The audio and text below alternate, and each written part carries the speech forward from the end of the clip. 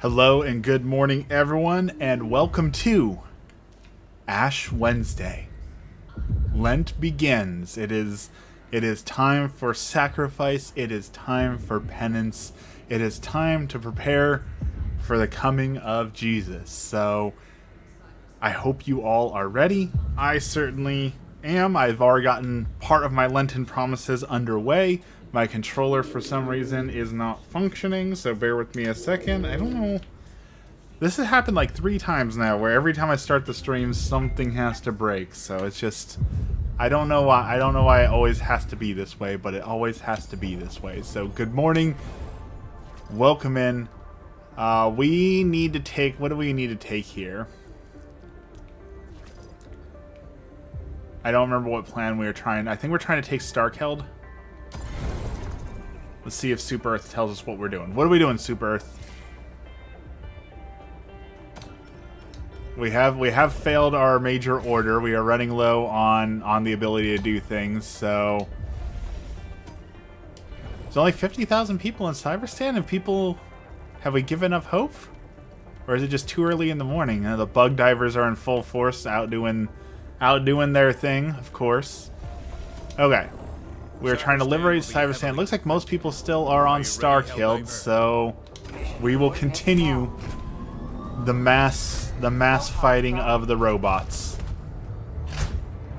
I put out a video a couple days ago about how broken it is if you are the host, and apparently I am just a glutton for punishment, because even though I have pointed out how broken the game is for hosts, even though I know that going into this I will be the host, I'm still going to be the host. I'm still going to get absolutely bodied here. We also found out that McFarlane Toys is going to be making some Helldivers model figures, and that inspired me right away to make some stop motion photography again. So it's been a while since I've done stop motion, but I will be making some more stop motion soon with that. I'm very, very inspired to make some Helldivers-esque stories with some Helldivers toys. So you have that to look forward at some point. I believe they're launching in spring, so sometime in the next few months we should see that coming. All right, we are geared up. Let us destroy. Let's scout out what we're looking at here. Small base up here. Oh, that looks fairly small. That's the entrance in as well. I'm debating if I should use my walking barrage here. And I'm thinking, no, we should not waste our walking barrage just yet. So let's silently pew these guys, knock them out. Very, very sneaky, very quietly. Pew. Nothing to see here. Just turning bots into scrap metal. Don't be suspicious. It's just little old me running around here. Don't look at me. Don't look at me. Thank you. Thank you. All right.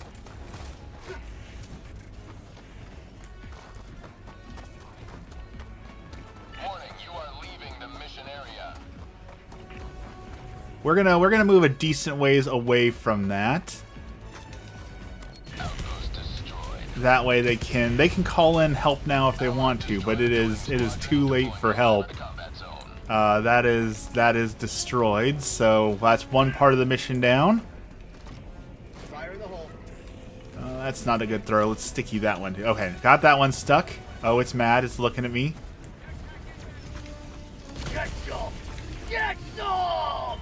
Clear that out.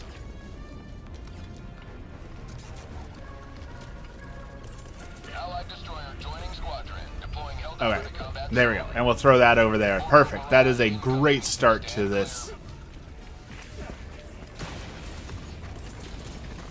We're going to put a resupply up, catch our breath, and then continue destroying. Welcome in, everyone. Good morning. Happy Ash Wednesday. sadly, I wish I could, stream with my ashes on and talk about that experience, but due to the timing of the way everything is set up, I don't get my ashes on until 7 o'clock tonight.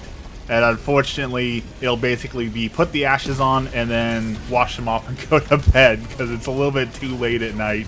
But, I guess it's ultimately not about showing off the ashes, so I should know better. But I do dislike that I can't go until much later tonight. I wish I could go with everyone else early this morning, but I have work.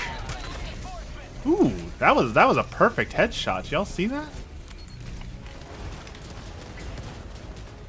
Oh. Oh, that was a bad miss. That was a bad miss. I regret.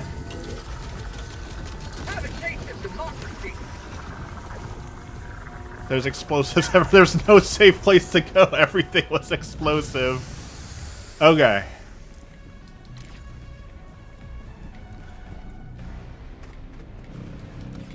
Let's go clear the next thing. I'm already low on explosives. Speaking of explosives, I'm low on them. I should go back and resupply, but we're gonna keep pressing forward. See, right there, that right there is the host glitch. I'm in stealth mode. They shouldn't have seen me, and the second I popped them, they immediately saw where I was at and started bum rushing me. That is not supposed to be how these guys work. They're not supposed to bum rush me in such a manner. And yet they do. Oh, that was a bad throw.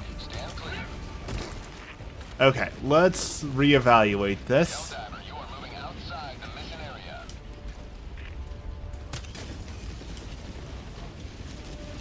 I think I can hit that from here. Go right there. Reloading. Yeah. Just call me Hawkeye. That was a brilliant shot. Good job, me.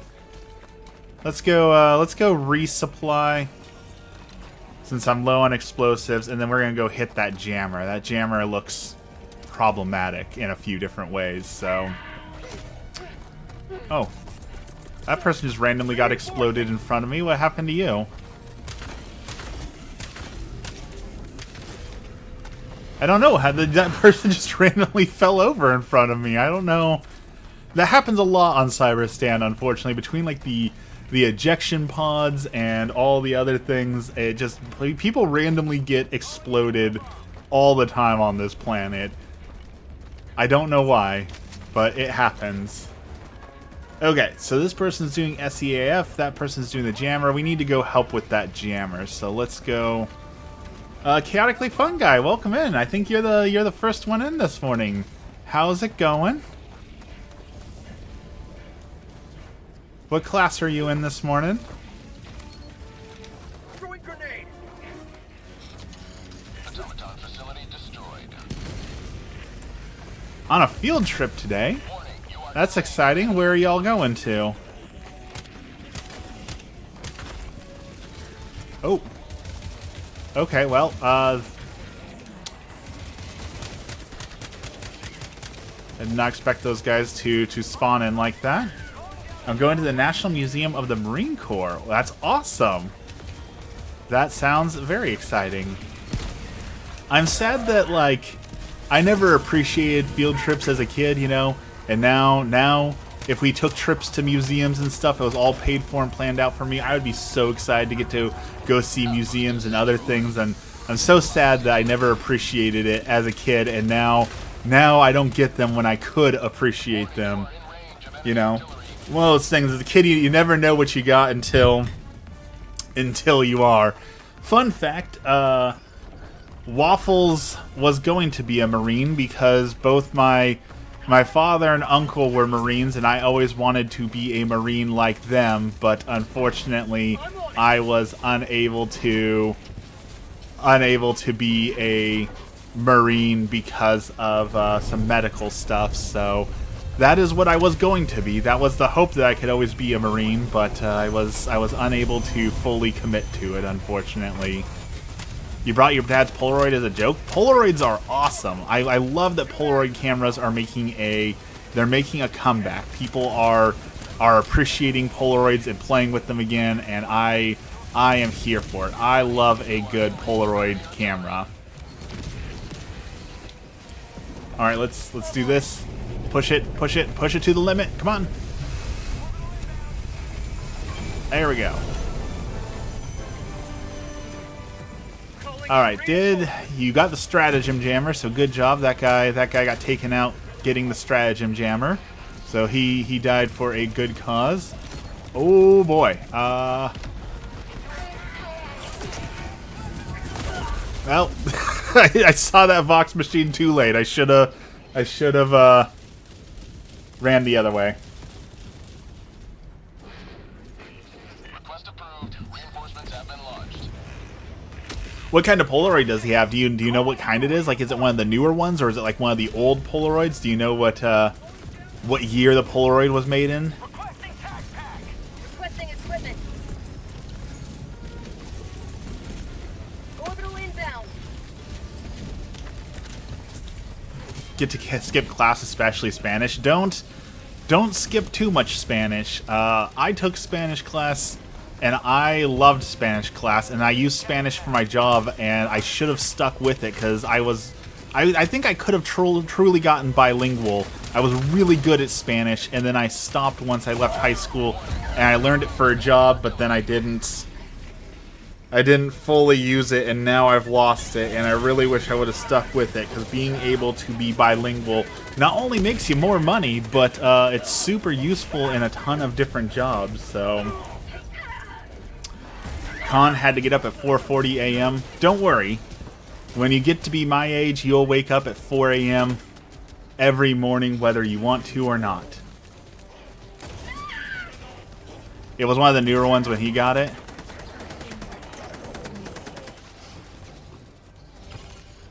I'm a fan of the instant cameras. I'm very, very happy they're making a comeback. But I am seeing a saddening trend of a bunch of garbage cameras flooding the market.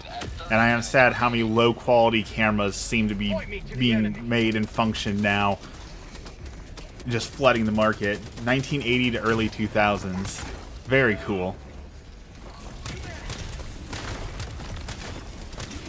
Every time I go antiquing, I look in those antique stores and I see those old Polaroid cameras for sale, and I always have a urge to buy one, but I don't need any more cameras. I have too many cameras as it is. I have no more need for cameras, so I am not going to purchase any more cameras. I need to be good. I have no more need for cameras. I need to stay away from cameras. I do not need them.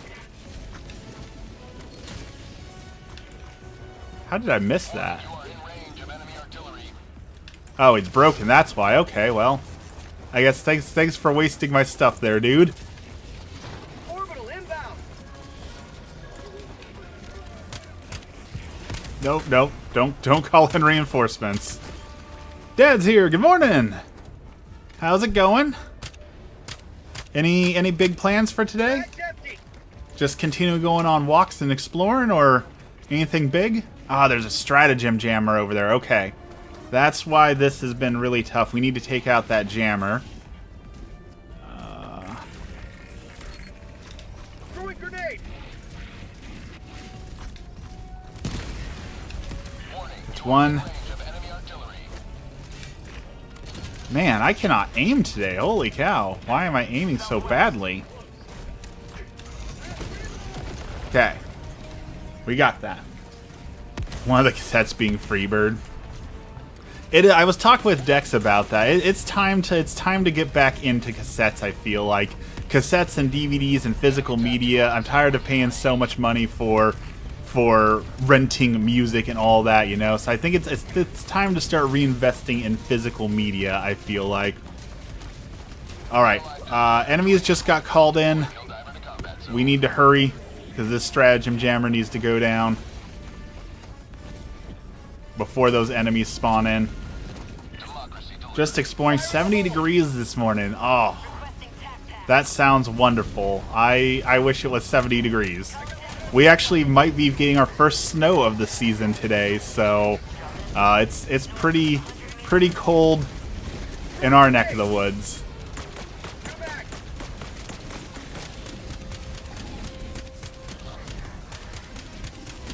Objective critical stratagem available. That is awesome. Oh boy, we're on fire. Let's see. We can do this.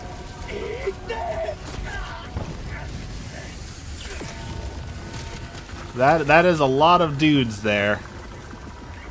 Watching orbital. You can have it. Yeah, I'm kind of hyped for the snow. You know, I love the snow, but also like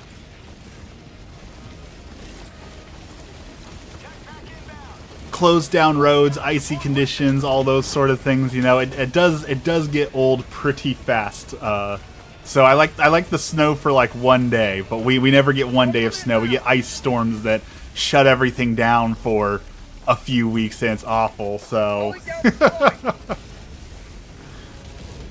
I'm certain this is going to be the same thing. It's going to be an awful amount of snow. $270, that doesn't discourage you. A lot of the old media, it's so strange to look at and see. Like, you used to be able to buy a cassette for like $3 from the, you know, used secondhand store or whatever it is, and now that physical media has become the hip thing, it's so expensive. It's like when you go into Goodwill and find like, oh, here's an NES game from the 1980s, and it's at a Goodwill secondhand store, and they're still charging like $500 for it. It's like, has Goodwill lost their mind? Like, you're supposed to be a thrift store. You're supposed to be the affordable option, and it's just the price goes up and up and up. Unfortunately, PC parts are going up and up and up too with like the whole AI thing. Apparently, Western Digital has sold out completely of all their hard drives for this year already, and the price of RAM is going up even more and more and more. So, unfortunately, computer parts are going to be super expensive. I know you were talking about a Steam Deck, Dad. Apparently, the OLED Steam Decks are completely sold out across like everything right now too, because of the RAM shortages and the hard drive shortages. Apparently, it's hard to find a Steam Deck in the wild right now because of all of these shortages. So if you're looking to get a Steam Deck, you might be on a long search for it. Literally ushering in the dead internet. They are trying their hardest to make the dead internet theory a reality. Let's see, we need a W and an M. There we go. What's going on this morning, Dex? Engaging terminal. That there, and that there. Alright, exhaust terminals. I said at the start of the stream, but now we have people here. Welcome to Ash Wednesday. Lent is starting. I hope you all have picked out your fun things to give up and do. I am going to try and do the entire Bible in a year in the next 40 days. So I woke up early this morning and I already started as I was going through it. So I'm two Bible in a year episodes down. 363 more to go. So there's a lot more Bible to go. Get your ashes. I was just talking. I want to go get my ashes this morning, but I have to go after work. So we're going at 7 o'clock at night, which is going to be tough because you know you're supposed to fast. So we're going to be fasting until 7 o'clock tonight. So that is going to be a tough one, unfortunately. Shutting down some AI servers doesn't sound like the worst thing. I definitely think that we could, as a society, we could probably do with a few AI servers getting shut down. You know, we don't need all of them. And the grossest thing, CapCut sent me an ad because of Ramadan coming up, and they're like, "Hey, did you know you can use our AI to make more money this Ramadan?" By generating AI products to sell to people celebrating Ramadan. And I thought that was the grossest thing I've seen in a long time was trying to sell your AI in such a way that it's to make money off of religious people just trying to enjoy their holiday. Like, that was pretty gross. You have to listen to 9 episodes a day. Yes. That is the goal. We are basically, when I'm at work doing spreadsheets and such, that is my goal. Is just I'm going to have it on in the background. I'm going to be listening to Mike Schmitz explain things, and hopefully be able to get through it. But 9 episodes a day. It's going to be tough because that's a lot of episodes. That's a lot of Bible. But also, you know, through my fault. The World of Warcraft expansion is coming out, and I'm really, really excited for that. And usually when the World of Warcraft expansion comes out, you know, I try and spend a few days just lost in World of Warcraft, and I can't do that here because I need to be awake and alert and paying attention to be able to do the Bible in a year. You're going to absorb so little? I don't think so. I think I can do it. I think I can listen to the entire thing and digest it. It's going to be a lot, but I'm committed to it. I'm going to make it happen. So, the good news is, even if I don't absorb a whole lot, you know, that is the point and purpose of the Bible is to read it and read it again and read it again and read it again, right? So even if I don't get all of it the first time around, the good news is I can always read it again and again and again, because people spend a lifetime trying to master the Bible, right? So even if I don't get it all the first time around, we'll do it again until I get it right.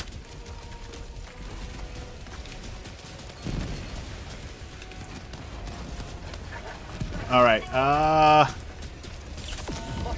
Get closer to this guy. Nice. I'm happy I grew up without AI. There's a lot of things to be thankful for on that front. Grew up without AI. Also, growing up in a time where cameras weren't as present and like the ability to just record things on the fly. Like, sure, we had flip phones and such, but like flip phones had a lot of garbage quality on them too, right? But now every kid has to worry about every single thing that they do in school, and every single thing they say being recorded and used for future generations to haunt them, to insult them, to all the different things. So, like, I am so glad I grew up right on the cusp of the internet, where I got to enjoy the internet and have fun with it, but also every stupid thing I did as a kid wasn't recorded and put on the internet. So that is what I am thankful for this Thanksgiving, is not having every single thing put online. We were too obsessed with taking bathroom selfies.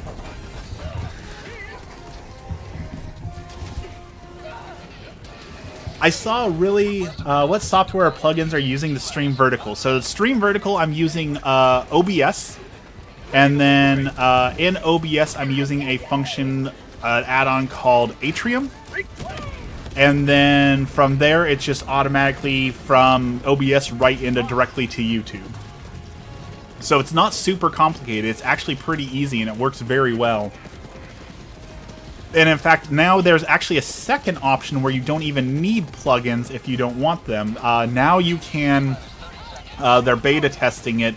Now you are able to just stream vertical directly from your horizontal stream. So if you're streaming horizontal on YouTube, you can check a box and say stream vertical also. However, I will warn that I've tried it and it's not the best. It literally just crops your thing to be vertical, so like it's not built for verticality, so it doesn't look as good. And there's obviously still flaws with it. So I've played with that, but I haven't used it a whole lot because I found it to be a very flawed system. You may like it. I didn't enjoy the way that it was set up, so I still do vertical only. But there are pros and cons to both. Like, apparently if you're streaming vertical like I am now, you do get the benefit of more views because it goes into the shorts feed, so more people can see your stream, so you get the discoverability, but you don't get the the ad revenue and things like that. If you're concerned with ad revenue, you don't get that as much. So if you're streaming horizontal, you get more ad revenue, but less discoverability. If you stream vertical, you get more discoverability, but less money. The good news is I don't care about the money, so I do this to be able to hang out with y'all and see you all.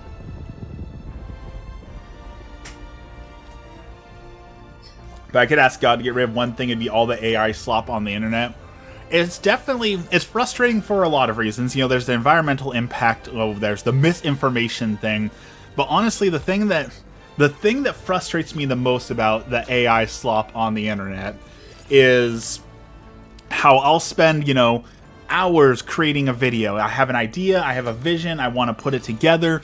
I'll put, you know, heart and soul into creating it, and then some guy will just type into the internet, CapCut, can you make me a picture of a Pokemon dancing like a duck? And then that'll get 15 billion views. Right? So, like, all it takes is a few seconds, and you can make something that's get more widely seen. Meanwhile, putting heart and soul into it doesn't mean diddly squat anymore. I'd probably say something like billionaires, but go off.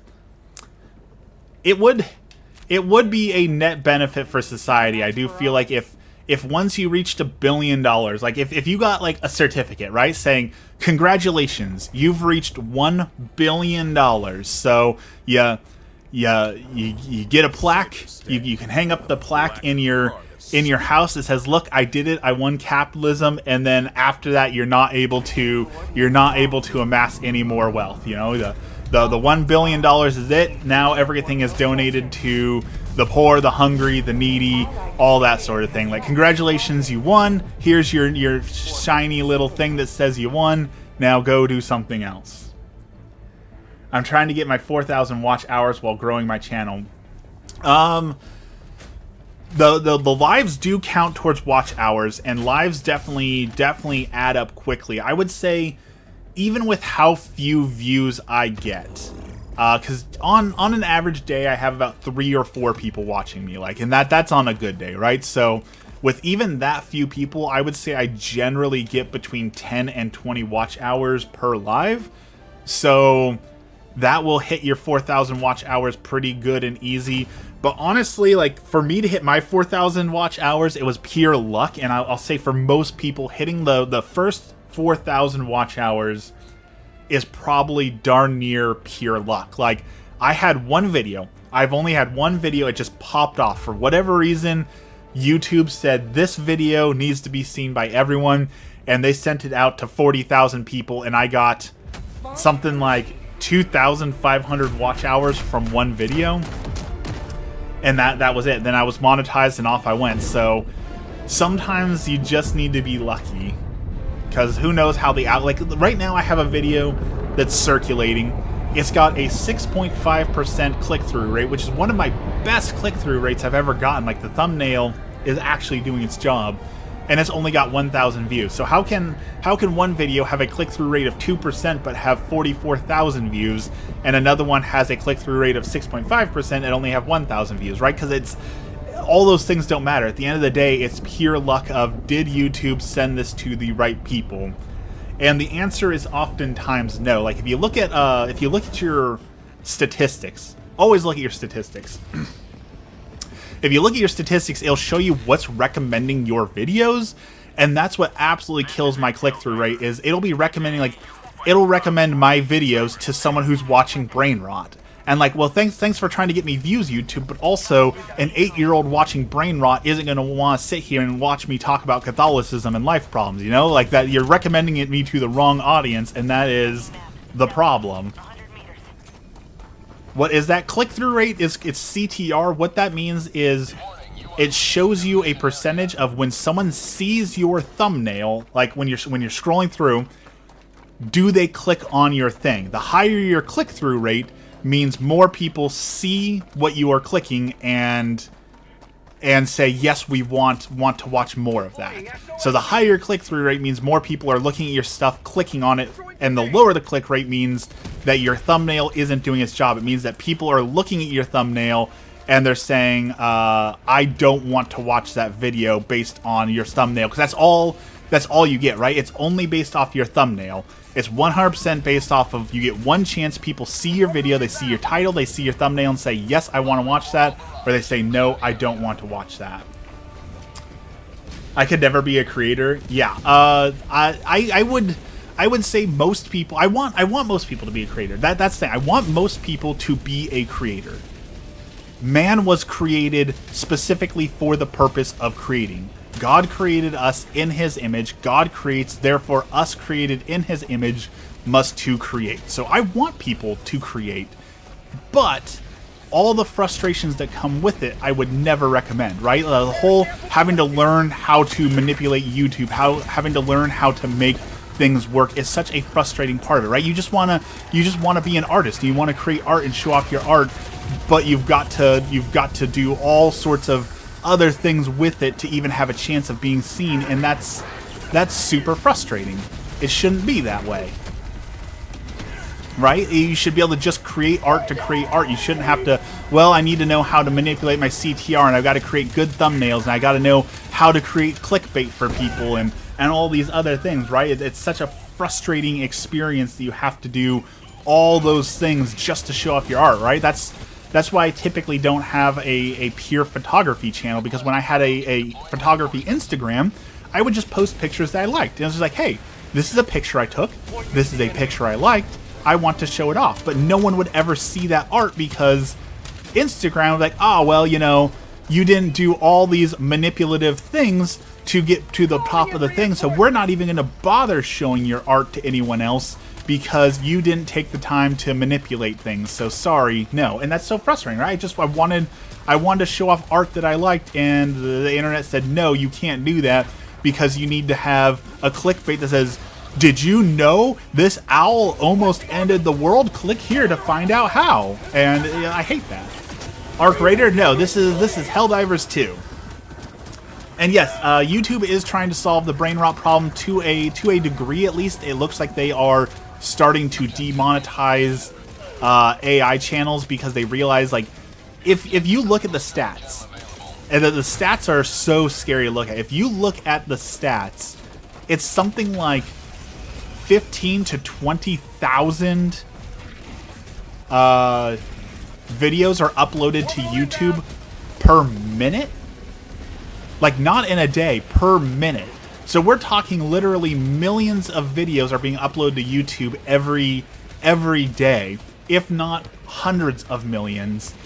And that costs money, right? YouTube pays money to have storage space to be able to store all these videos. So they have an incentive to start cutting down on the garbage, right? For every little Timmy video that gets uploaded that's an hour long of them just recording a door because they thought it was funny, that costs them money to put up. So they have incentive to say, you know what, maybe we should have a little bit of quality control, right? Maybe we shouldn't let every video go through because this is costing us money.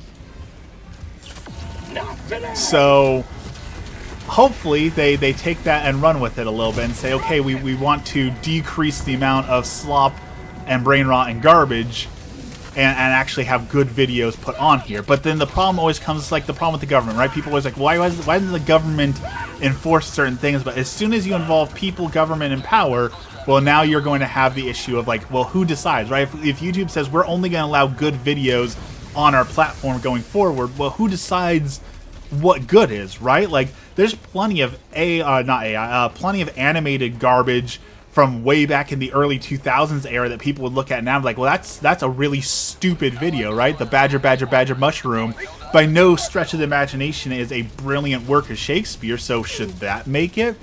You know, one of the most famous videos of all time, the first video on YouTube that put the U in YouTube, was just My Day at the Zoo, right? It by no means of modern standards is that a good video. But who decides whether a video is good or not and deserves to be up?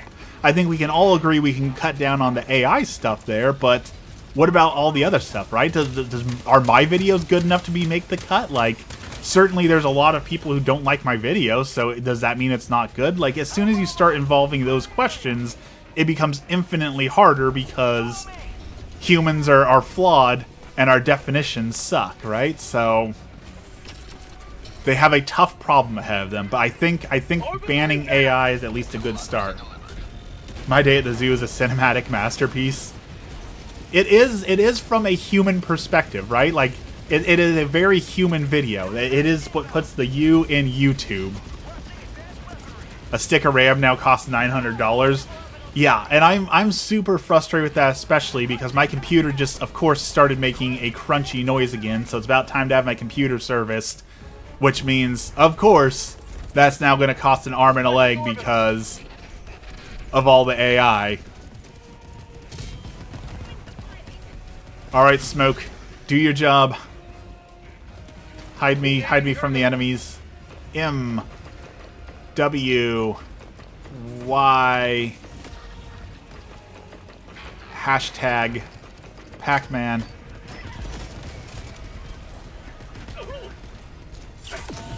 Come on, we're almost there, we're almost there. E5. That's a bingo. And virus uploaded. Delicious. Okay. Now, somebody called in some goodies. Give those to me. Okay. We have everything we need. We're running away from that. Alright, have a good day, Dad. Enjoy exploring. Go see some fun stuff. Enjoy that nice weather. Post lots of pictures.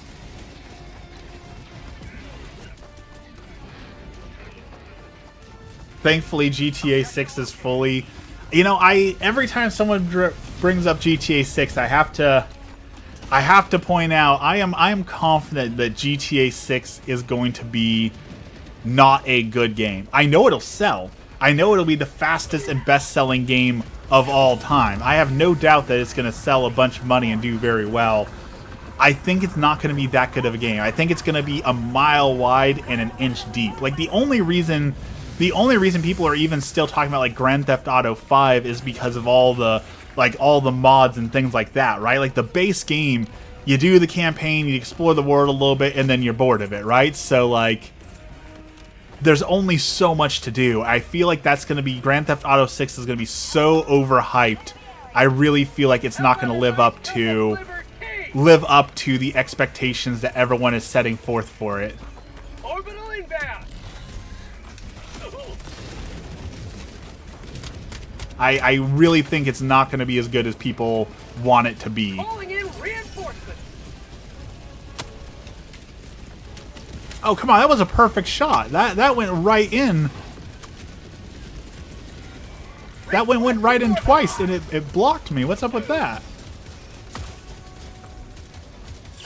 Injury? What injury? But it's also like it's partially not their fault, right? Because of content creators, and I'm guilty of this, right? Like people feel like games need to last forever, and they don't, right? Like it's okay to just play a game and enjoy the game for what it is. It doesn't need to make infinite content, right? It doesn't need to exist in perpetuity. It can just exist as a one-time experience. Alright, we got the cooling tower fixed. I can't believe somehow my orbital barrage missed 100% of what it was supposed to do over here. How about a nice cup of liver tea? Is that thing invulnerable? There we go. Holy cow, that thing did not want to explode. I don't think we should have AI because it kills off a whole industry that hundreds of millions of people love. Even worse than that, if you can say it's even worse than that, the worst thing that AI does is, as of right now, and they just shut it down, is the whole AI relationships. All the people who are dating their AIs, like all that is a whole mess of a problem. That's my main concern. The people who are foregoing real relationships and truly believe they are dating their AI. That is a scary prospect to be faced with that there are people who truly believe that they are somehow dating an artificial intelligence or marrying an artificial intelligence.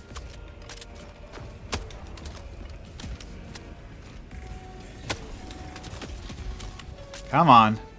Last reload. Oh, that was so close.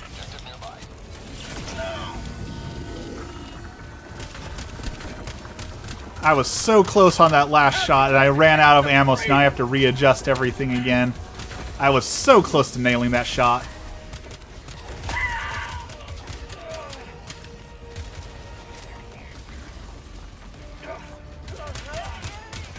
There we go. People that are dating AI need therapy. I don't disagree with that. But I also want to point out that I think that unfortunately there's a lot of people who use therapy like as a weaponized thing now, where everyone just dismisses like you need therapy, and like I win the argument because I've said you need therapy, right? Like we worked so hard to destigmatize therapy, and now we're right back to stigmatizing it because people are using it as like this weaponized like, oh, I don't have to talk to you, you need therapy, right? So it doesn't always do us good to tell people that they need therapy, because it's become a almost a pejorative again. Who does that? Reddit. Reddit does that very, very badly. And the hard part is there's no way to say it nicely, right? Like I try so hard when I'm in the Catholic forums and I'm answering people's questions about Catholicism stuff. There's a lot of people who live in like this absolute fear of God, right? They're like, well, today, for example, someone said that they gave up sweets for Lent, and then they ate a mango, and they're like, oh my God, I betrayed God. God's gonna send me to hell because I ate a mango. And it's like, I don't know how to say this nicely, but like you need therapy. If you feel like God is this boogeyman who is just waiting for you, haha, you ate a mango, I've got you now. Like you have a fundamental misunderstanding of God, for one, and for two, it sounds like you need some therapy to get through some of those problems, because humans don't function in that way, right? That there's something fundamentally wrong with you if you fear eternal damnation and punishment because you are eating a mango. That is a problem, right? So what is the nice way to tell someone, like, you obviously have something wrong with you, but it's an illness, right? It's a mental wound.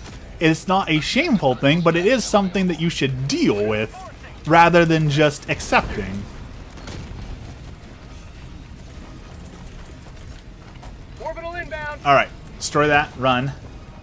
So yeah, Reddit's really bad about that though. But surprise, surprise, right? Oh, Reddit's out here saying inappropriate and awful things. Go figure. And I know I ranted about before, but like the Reddit as a whole, like don't get your advice off of Reddit at all. Never get your advice off of Reddit. Reddit is a cesspool.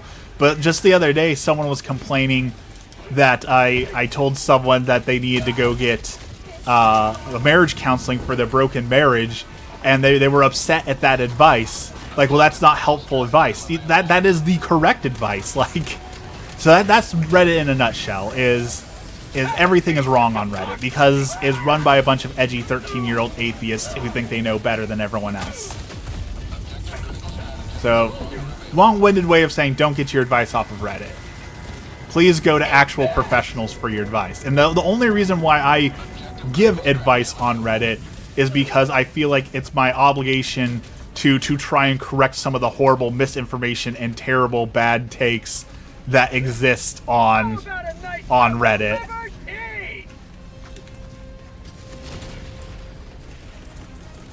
Will this work? Can I blow those up with C4, or do I need a hell bomb?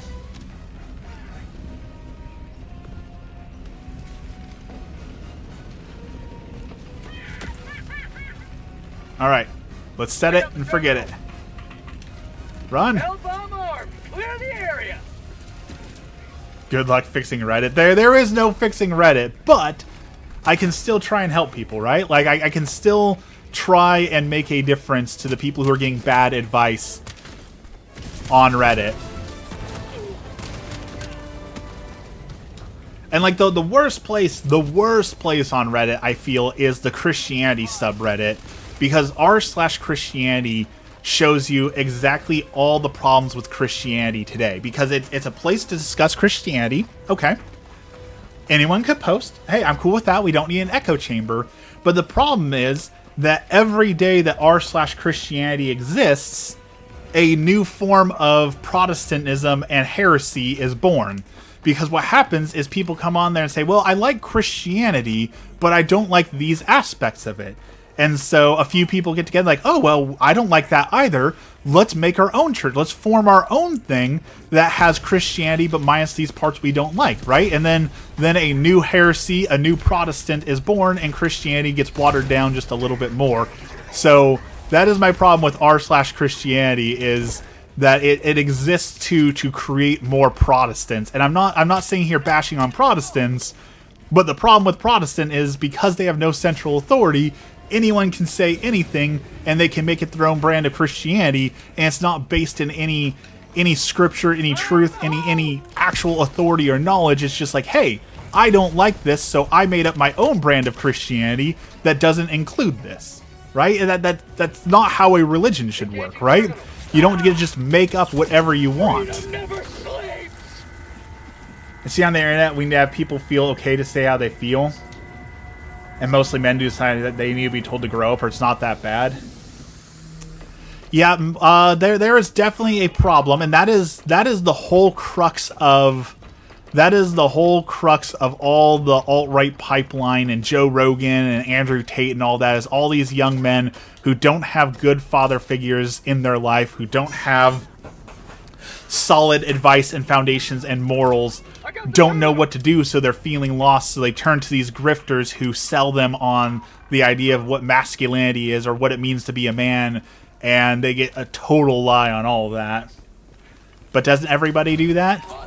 I mean, that does explain, that's probably about 90% of religion. In fairness, you are right, Dex. Like, every form of modern paganism is basically people getting together just to collectively make stuff up.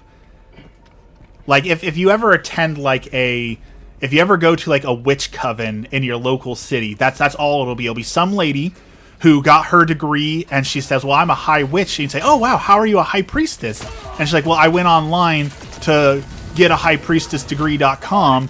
I paid them $50, and they gave me this certificate that officially says that I'm a high priestess. So now I'm a high priestess, so now whatever I say goes. And then she'll just make up whatever she wants to the people in front of her. And then those people will be like, wow, this is so cool. I want to be a high priestess. So they'll go to highpriestessdegreesquickly.com and buy a degree. And like, well, now I'm a high priestess, and whatever I say goes. And that is modern day paganism in a nutshell. That is my problem with, same thing with Satanism too. Satanism, witchcraft, paganism, all that falls under that same umbrella of people just go online, buy fake degrees, they get scammed out of it, and then they perpetuate. It's basically a pyramid scheme at this point. You buy the degree to sell other people on getting a degree so they can go get a degree. Like, it's basically the same thing. Is Joe really a pipeline to Tate that seems a little off the mark? Oh, it absolutely is. They're both complete toxic, awful, right-wing grit. I mean, Joe Rogan had started defending billionaires on his podcast 100%. He's a part of that pipeline to this alt-right nonsense. He absolutely is a part of the problem. And the worst thing that Joe Rogan has done for all of humanity is he has legitimized the "I'm just asking questions" crowd. I didn't need to go to college. I'm smart because I'm just asking questions. And then he'll bring someone on the podcast and be like, ugh, did you know that, like, the ancient Egyptians crossbreeded the Nephilim to make 50-foot giants, and that's the pyramids? And he'll be like, wow, is that real? I'm just asking questions. And then that'll legitimize, like, wow, he's so smart because he's just asking questions doesn't make you smart. Like, yes, there is some legitimacy to smart people ask questions, smart people are curious, smart people learn, but he legitimized this idea of, well, I don't need college, all I have to do is ask questions and I too can be smart. That is absolutely a problem. I also someone I knew got suckered into the Tony Robbins self-help courses, and what a load of bunk that was. So I listened to it to support them and to be able to refute it. I listened to Tony Robbins, his own personal power, and he just spouted off nonsense for like half an hour, and people pay for that. That if you walk with this personal brand of authority, you too can become rich and powerful and successful. I was like you, weak and defenseless, but then I built a personal brand of power, and now I'm a billionaire, and you too can do it if you buy my course. Like, I used to want to be a motivational speaker, and I'm so glad that I never did, because it seems like all of motivational speaking has just become a grift. It's become tell big believable lies so other people will buy your book so that they can start selling their own lies, right? It's just a pyramid scheme. I just watch a video or two of Joe because of the comedy. That's why I like to watch him because of the comedians. I've never seen anything on Joe Rogan that's made me laugh, but also, like, I don't watch a whole lot of Joe Rogan, so I don't really know what kind of comedians he brings on, so I really don't know too much about that. I don't believe in college as an economic construct. I didn't go because younger me would have been taken advantage of. Oh, there's a lot of reasons that our college system is absolutely flawed. Don't get me wrong. There's a lot of problems with modern day college, and there's a lot of scam colleges and things like that, but it's still absolutely necessary, right? Like, you need a doctor degree in medical school to be a doctor. I don't want someone to be my doctor who doesn't believe in college, right? Like, there's certainly jobs that you don't need a college degree for, and there's certainly some validity to talking about the problem of how everyone now requires a bachelor's degree for absolutely everything. You can also talk about, like, fake schools and problems like that. Or, like, when I became a bag boy, my first job was at a grocery store. And I had to go to Grocery Bag University. And I'm not making that up. My employer required that I go to Grocery Bag University and graduate with a degree in grocery bagging and customer service. Granted, it was only a one-day course, but it feels insulting. It feels insulting to university and colleges to compare his bag boy class to university. That seems belittling to the college experience.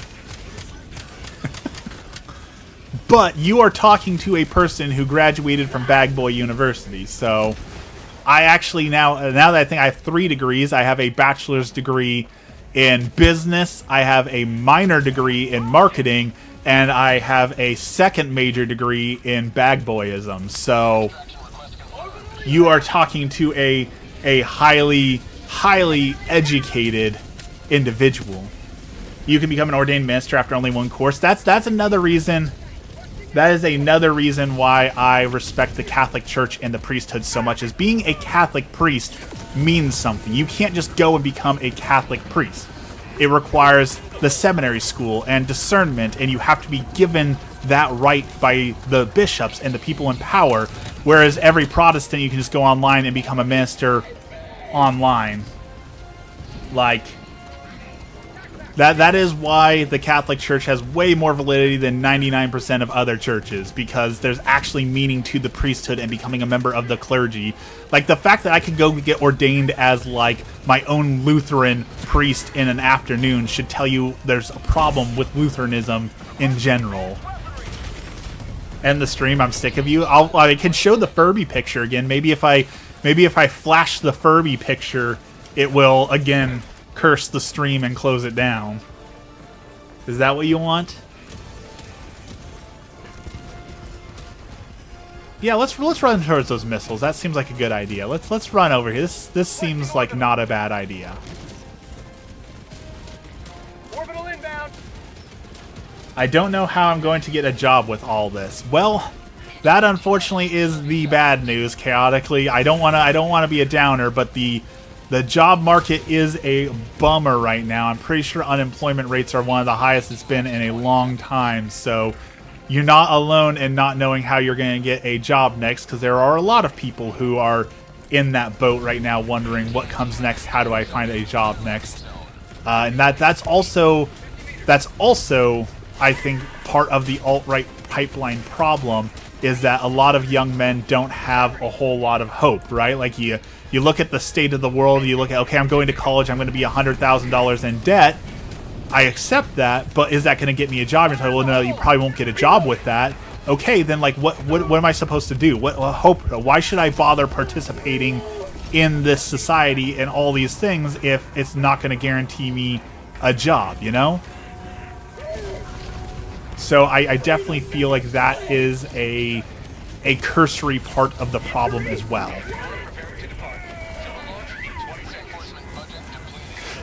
Oh, get on the ship, yo!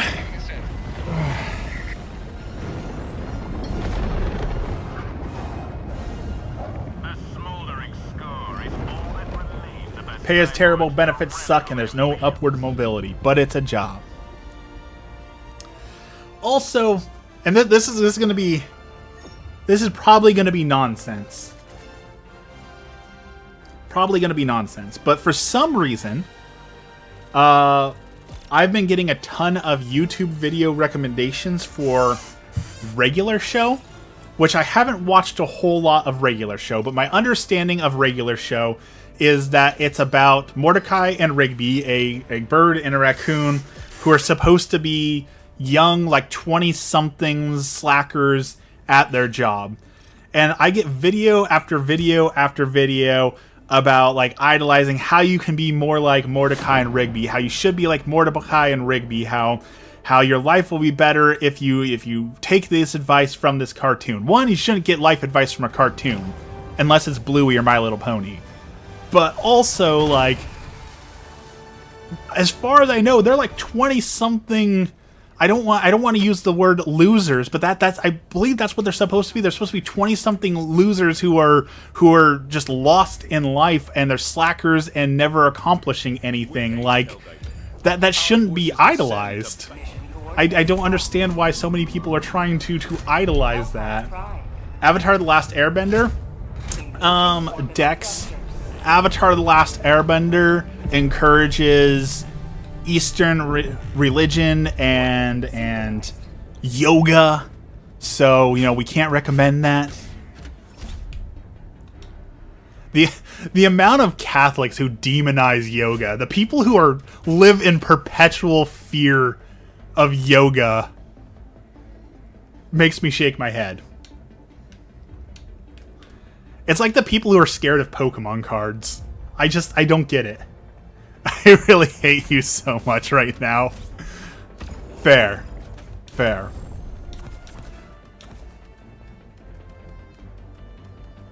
And again, it always goes back to like how weak do you think our God is? Like you're scared of somebody going like this and stretching because somehow that is greater than God? Like how weak is your God?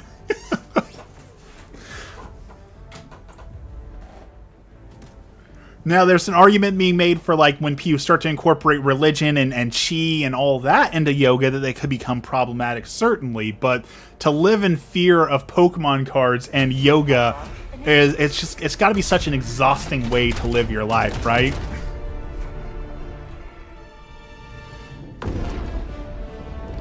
It's like the same people who like when you watch a video, someone will make an AI slop video. They'll be like, "Did you know about Kawijawa, the Slayer, the evil SCP who lives within this video? And if you've watched this video, then he'll come to you and take your life in your dreams." And you'll have a bunch of people in the comments be like, "No, in the name of Jesus Christ, I do not accept the energy of this video. I rebuke the energy of this video." Like, really? Really? You live in so much fear that you think somebody making up that can come and haunt you through a video, and even more so that rebuking the energy of the video will do absolutely anything? Come on now. What's your take on metal and its subgenre? You know, I'm not a huge metalhead. Like, there's some good metal bands out there, like Metallica. Metallica is probably the best metal band that exists. But I'm not a huge fan of the genre. I don't necessarily know that it's inherently damaging. It's like anything else. Like, it's a medium and a tool that people use, and some people use, like Ghost, for example, uses it to blaspheme and do as much bad as he can. But it's not inherently, like, you've got like Demon Slayer, which is Christian metal, right? So I don't think it's inherently bad or evil, but like any other tool, it can be used for right or wrong. I like Metallica, Sabaton, a little bit of Powerwolf. Powerwolf, I know I'm not supposed to like Powerwolf because I'm pretty sure they've got some pretty heavy blasphemy in their songs as well. But I do enjoy a couple Powerwolf songs here and there. I am a fan. Sabaton, I know a lot of people love Sabaton. I don't understand the appeal of Sabaton. To me, Sabaton oftentimes feels like it feels like the rad trads who they're not in it for any sort of faith. They're not in it for anything like real. It's just about this like image of, oh, this is so hardcore and cool sounding that this has to be the correct thing. You know, it feels fake and forced to me. So I've never truly enjoyed Sabaton.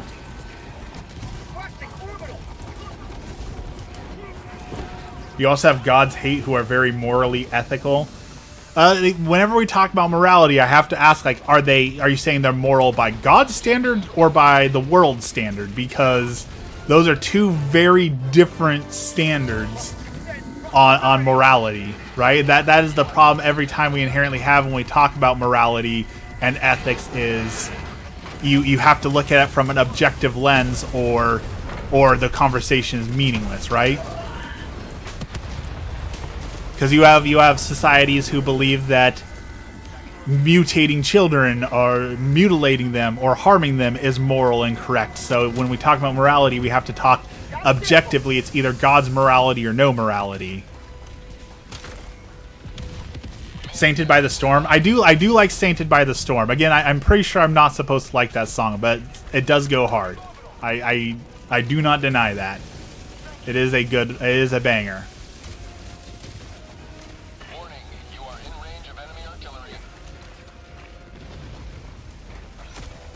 Also, Powerwolf 5000, you know, when worlds collide, is also pretty good song.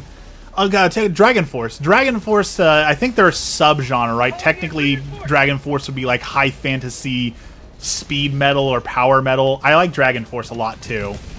I am a fan of Dragon Force.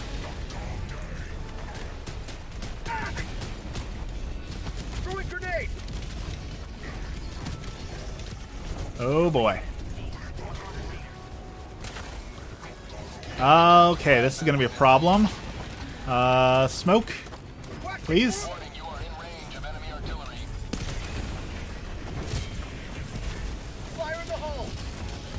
Oh, hello, fire. Someone can look at me and say, how can you enjoy that music? They're like Taylor Swift, and I look at them the same way, and I'm fine with that. I know I said this last time, but I enjoy a good Taylor Swift song. I won't say I like all of her music, but the Romeo and Juliet song, I'm a sucker for that. I'm a sucker for good love music. I'm a big softie for love music. Or even movies like P.S. I Love You. I love P.S. I Love You. It's a good one. You know what genre of movie I despise though? Emmy put this movie on the other day. It was called War Room, and it's one of those like low budget, terribly made Christian movies where everything is solved by Christianity. So, you know, this lady has a horribly abusive and terrible husband, and her marriage is falling apart. And she finds out that all she needs to do is pray, and if she prays more, then all the problems will be solved. And like those low budget inspirational faith films really do give Christianity a bad name, like Fireproof. I'm not, again, I admit it, it's not a good movie. I enjoy it. I will watch Fireproof if it comes on the TV. But I acknowledge that it's junk food for Christianity, right? Like, enjoying a movie like Fireproof does not make Christianity better. In fact, it probably does more harm than it does good.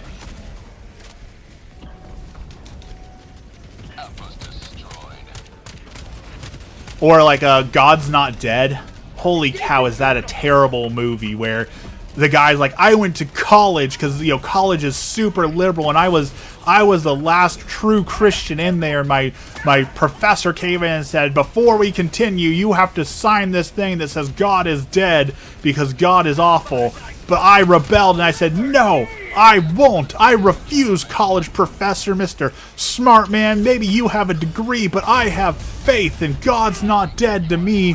And the whole classroom stood up and clapped and cheered and said, yeah. Like, does that really make anyone's faith better? I really don't think it helps anyone's faith.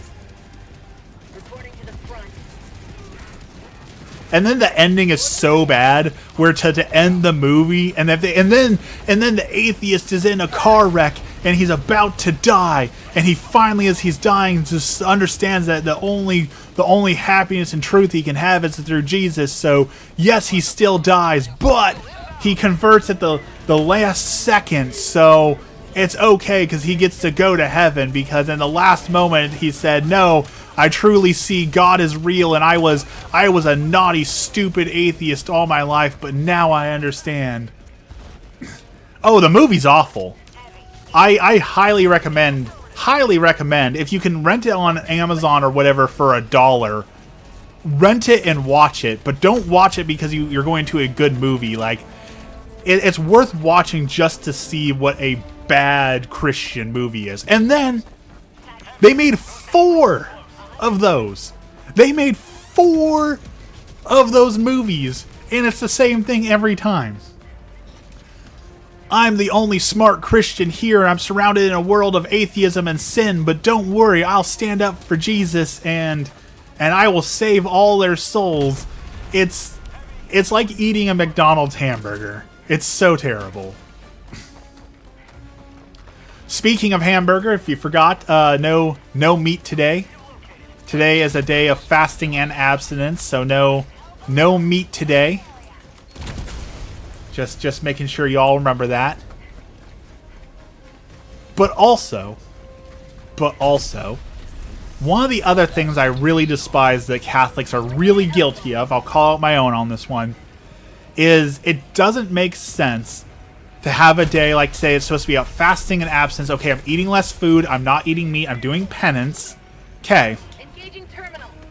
But at the end of the day, I'll eat some smoked macaroni and cheese with lobster tail for my one meal. But because it was only one meal, technically it counts as a fast, so it's still counting. Like, no, you're defeating the whole purpose of it. That's why I hate fish fries, right? I hate that Catholics get together on Fridays and like, oh man, we can't eat meat today, so instead we're just gonna eat 10 pounds of fried fish and batter and smoked cheese, and we're gonna call that fasting. Like, that doesn't make sense. If you're gonna fast, do it right, you know? Emmy and I, for today, I will be eating tomato soup and a grilled cheese. It will be a very small, very humble meal. And that is it, you know? I'm not going to go have a luxurious vegetarian meal. I'm not going to gorge myself on fish and lobster and shrimp and salmon. No. I'm going to have basic tomato soup and a cheese sandwich. And that's it. And again, this isn't I'm better than you, I'm fasting right, but the whole point of fasting is denying yourself, and you're supposed to be doing this in memory of God and understanding giving something up and penance. And it just defeats it so fast when you just indulge yourself with decadence. I hate it. I hate it so much.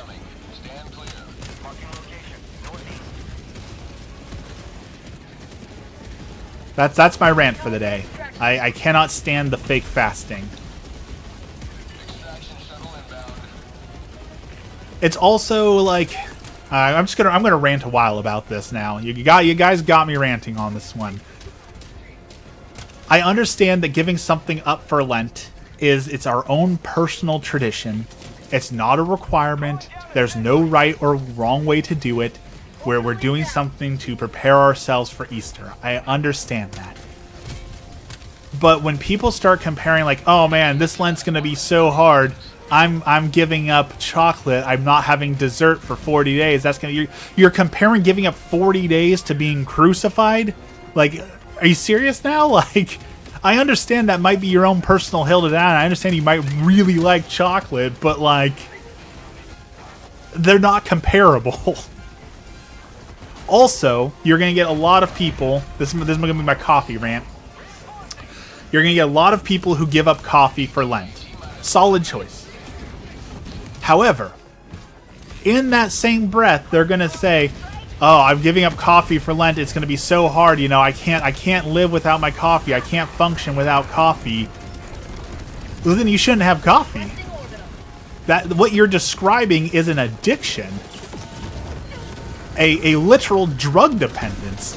If you literally cannot function without coffee, then you have a drug dependence and you shouldn't have coffee. Thank you for coming to my TED Talk. And yes, I'm gatekeeping coffee. And I'm not sorry about it. There are a few reasons why cheating on a fast is okay. You're pregnant, only applies to women, you have medical issues. Well, that's not cheating. If you look up the USCCB official rules for fasting, there are specific exceptions for women who are pregnant and people who have medical issues. Like if you have those things, then you're not bound to fast. So it's not cheating because that's officially an exception within the rules. What part are you rolling your eyes at, Dex? What part do you disagree with? How dare you come into my stream and tell me that I am wrong?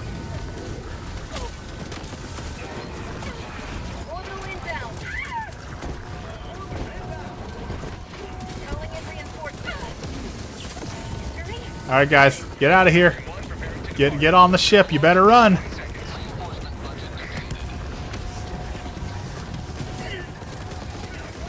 Probably the coffee part. Dex doesn't like my opinions. He doesn't like my coffee opinions. But I have strong coffee-based opinions. You have proven beyond doubt the mettle of the Helldivers.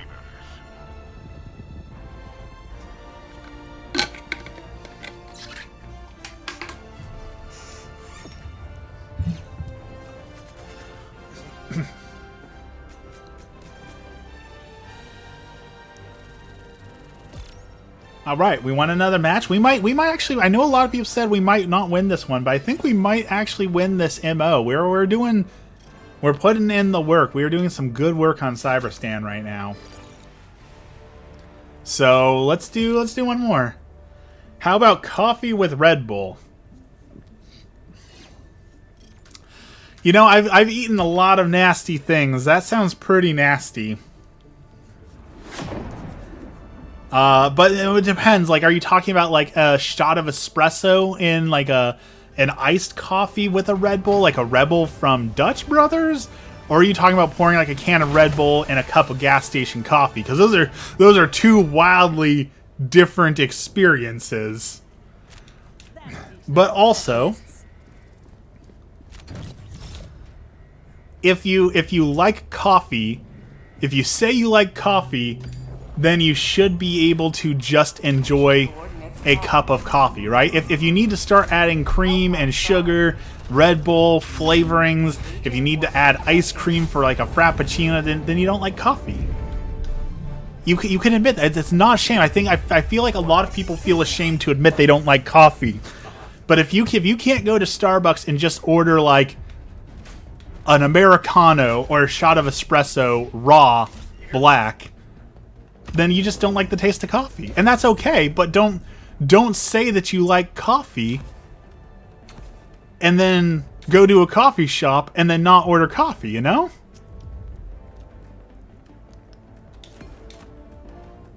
It's okay to not like coffee. I heard that a chemical that's used in energy drinks comes from human waste. There's a lot of rumors about that, right? That it used to be back in my day, it was that taurine was a chemical extracted from bull testicles.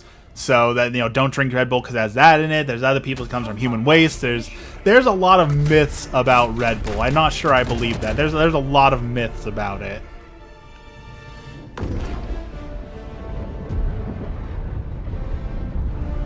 I just put coffee beans in my mouth like tobacco. I mean,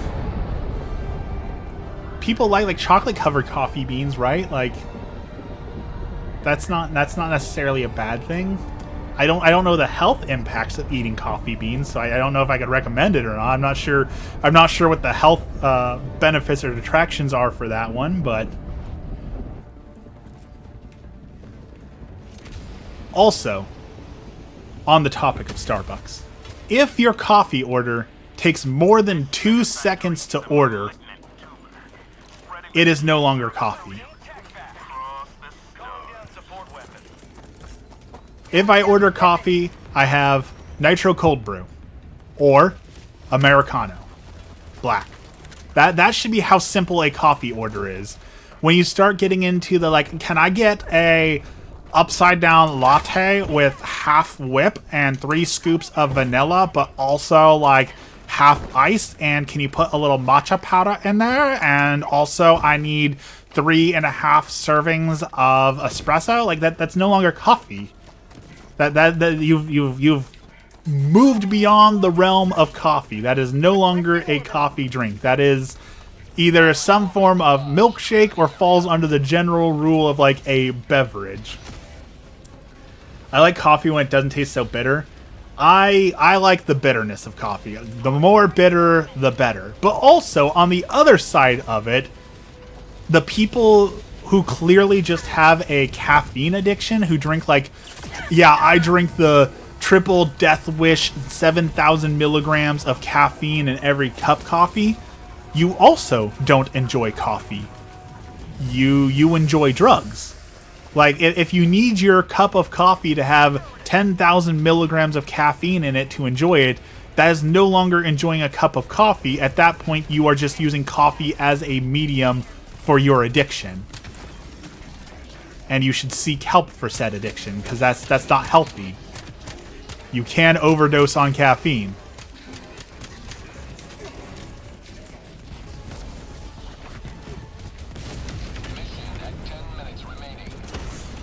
What's even worse than all of that, though, even worse and more insufferable, is the people who do the cliche of can't start my day without my coffee, don't talk to me without my coffee, you wouldn't like me without my coffee.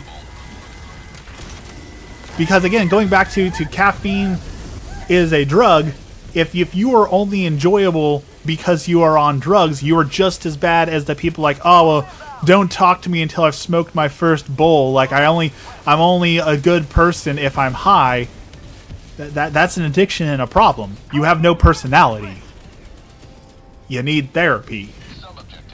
Your personality shouldn't be, I like coffee and I drink a lot of coffee. That's not a personality. Joining the fray. And I'll say the same thing for gamers, right? Being a gamer should not be a personality trait. There's nothing wrong with enjoying video games. There's nothing wrong with researching video games and enjoying them to their fullness. But it shouldn't be your entire personality. It shouldn't be your whole being. Right? If you walk out of your house and I can look at you and say, oh man, that's a gamer right there. That's a problem. I don't drink coffee, I drink tea. Nothing wrong with that. Tea is good. I am a fan of a good tea. I even learned how to say tea in Italian. Are you ready? I've been learning Italian for when we go to Italy. Are you prepared? Te. There you now know how to say tea in Italian. I have taught you something. Look at that. This is now This is now an educational stream. How about that? Calling in a Cash me outside. How about that? throwing grenade. Té con zucchero. That's tea with sugar. I got the terminal. Held bomb armed. Clear the area. All right, that one's down. On to the next base. I think I'm a gamer because that's like 70% of my media. That's what I spend a large amount of my day doing. Here's the difference. It's okay to spend time playing games. That's what we're just talking about. Nothing wrong with that. The difference between enjoying games and being a gamer, I think, is if you go to the gamer subreddit, spend 10 minutes in a gamer subreddit, and you'll know whether or not you're a true gamer, right? Another step towards galactic Like the people who are out here saying like only true gamers really understand why you can't have a woman protagonist in a video game because they're not as strong as men. So it doesn't make sense to have this fantasy video game have women in it because they're just not as strong as men, you know. That's a capital G gamer. Someone who proudly lives in their mother's basement and plays Call of Duty and proudly says like, yeah, you know, I'm top 1% of Call of Duty. I would have been Black Ops in real life, but you know, when I get angry, you know, I just black out. I just get so mad that, you know, that drill sergeant would get in my face and I would just drop him right there because I'm such a man. You know, I couldn't. But other than that, I would be a Green Beret, man. That's a capital G gamer. That's what you don't want to be. That's what you want to avoid in life. That's what you want to strive to avoid. Calling in reinforcements. Ooh. north, 50 meters. That's the bad. Ooh. Hello there. Requesting orbiter. If you're on the side of the arguments that people like, why do they make the women in video games so ugly nowadays? Video games were better when they were girls that I could look at and get sexual gratification for. That's a capital G gamer. That's what we're talking about with the gamer personalities. The kind of person who goes into a GameStop and sees a woman in the GameStop and goes, mayhaps does the woman want to partake in a chalice of the Mountain Dew? That's the capital G gamer.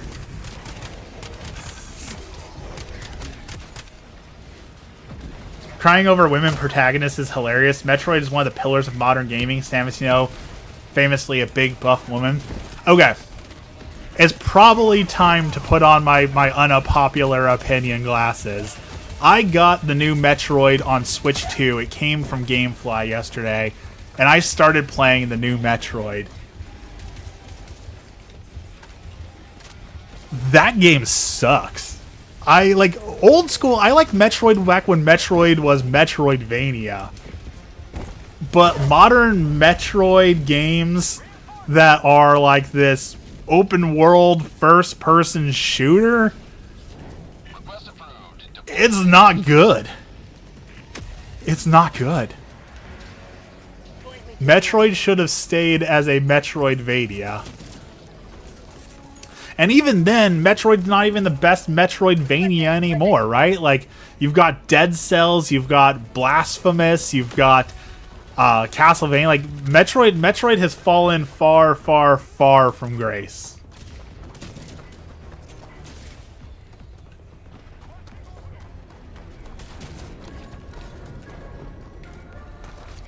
All right, let's detonate that wall. How about that? No wall. How about that? Problem solved. I am excited for, though, and it just happened, right? Konami just announced a new Castlevania game, and the protagonist of Castlevania is going to be Sophia. And there's already, all the gamers are complaining like, I wanted to be a Belmont, you know, I wanted the cool whip and the super masculine hyper man. Like, how can it be Castlevania if I'm playing as a woman? It doesn't make sense. Request approved. Deploying reinforcements. Yeah, here's the problem is that so many male characters get an absolute pass in the writing department. You make a strong action dude who's just about act like a Rambo, and people praise it like, wow, he's such a hyper masculine, strong example of what it means to be a man. But no matter how you write a female character, somebody's gonna come along and say, oh, that character, she's so mean, she's so bossy, she's such a C-word, you know, she's not pretty enough, she's too strong, she's not really, like, someone's gonna find a flaw in it no matter what.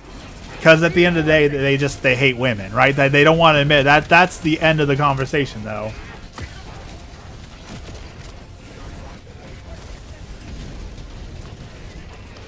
That's the crux of the issue that they don't want to face. Is it's not the video game. They just hate women, and they're not ready to come to terms with that yet.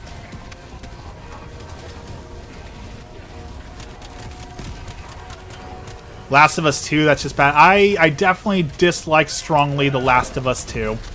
I definitely don't think we should have had a Last of Us 2.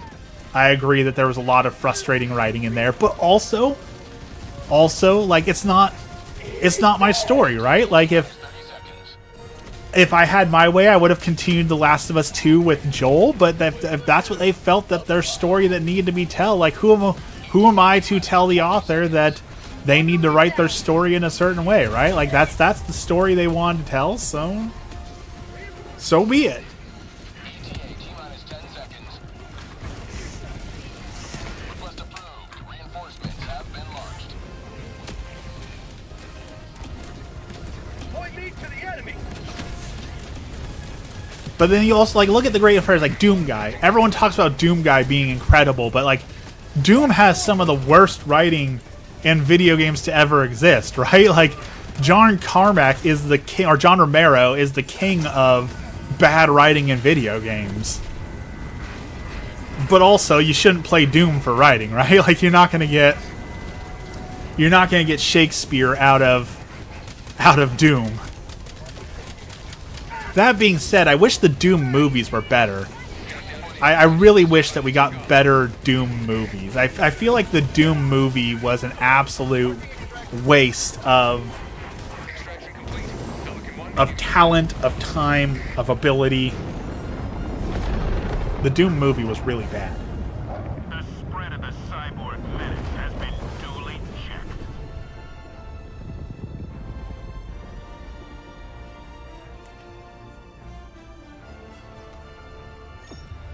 All right.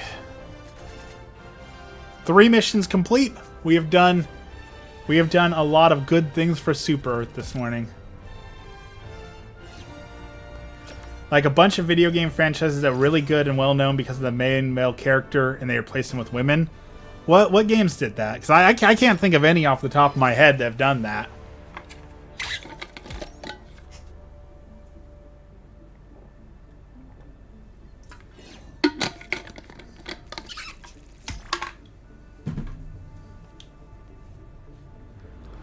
Name and shame them chaotically. What game's done that?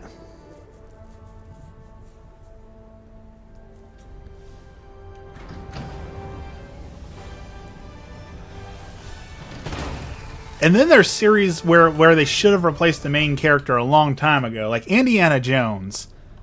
One, Indiana Jones is way too old now, but yeah, they got Jason Momoa to be in Helldivers. He's gonna be John Helldiver. There's my final unpopular opinion of the day. Indiana Jones was never good.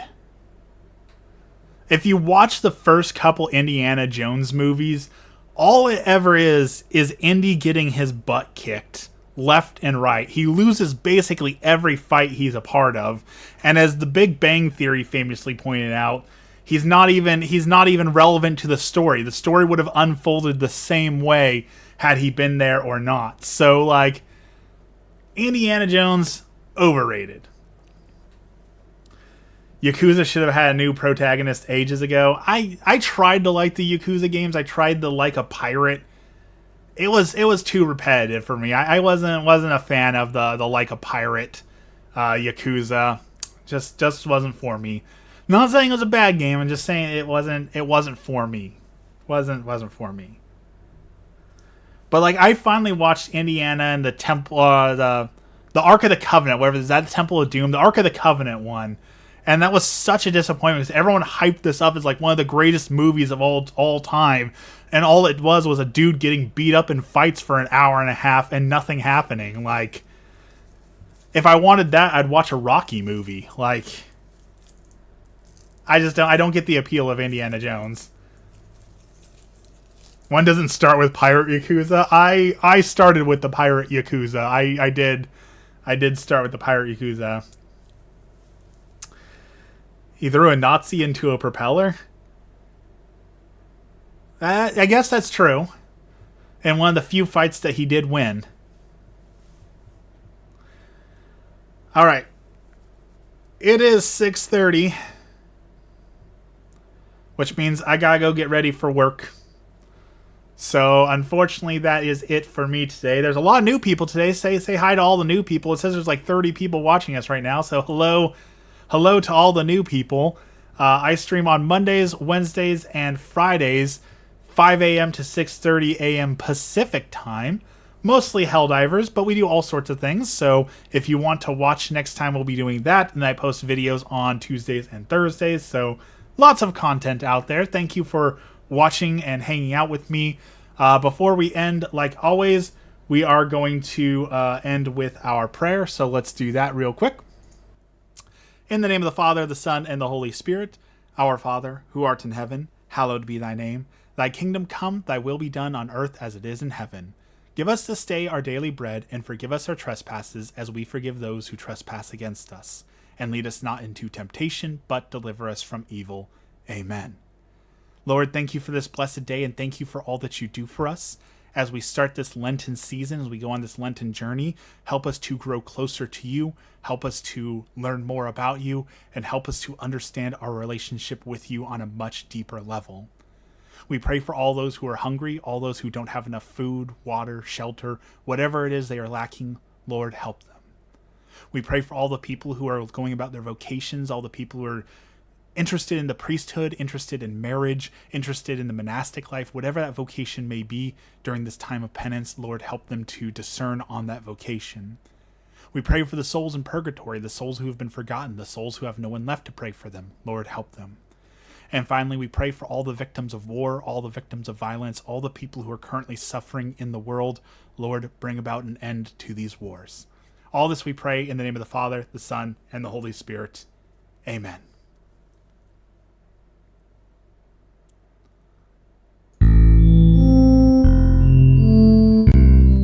Alright everyone, that is it for me. Like I said, I gotta go get ready for work, so I am going to go do some chores, get ready for work.